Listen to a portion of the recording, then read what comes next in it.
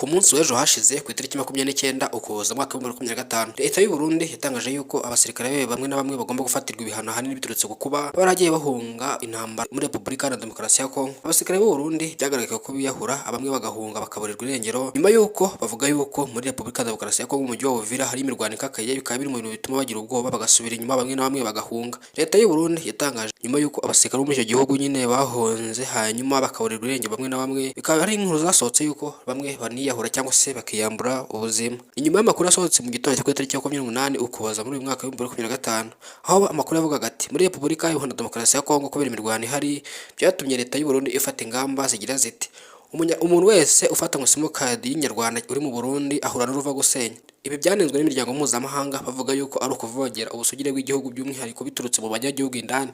Ibi kandi bikaba byaranenzwe n'imiryango mpuzamahanga by'umwihariko iharanira uburenganzira bwa muntu. Leta y'u Burundi yagiye ishinjwa kenshi kwivana mu ntambara yo muri Kongo, gusa leta y'u Burundi yo igaragaza ko cyangwa se igomeza yisobanura ivuga yuko ari ugufasha Kongo nk'ibisanzwe cyangwa se kubera ubushuti bafitanye. Ibindi bihugu by'impuguke muri politiki bivuga yuko ari inyungu z'u Burundi muri Kongo kubera kubw'impamvu zimwe cyangwa izindi, kugira ngo u Burundi bukomeze bufashe Kongo. Hari impamvu bikora cyangwa se hari impamvu bukora ibi bintu cyangwa se bufasha Repubulika Demokarasi ya Kongo. Komeza ubari natwe aha ni kuri Taifa Rwanda wisanze. Nitwa Elize Taifa, nabashimiye cyane, Imana ibarinde.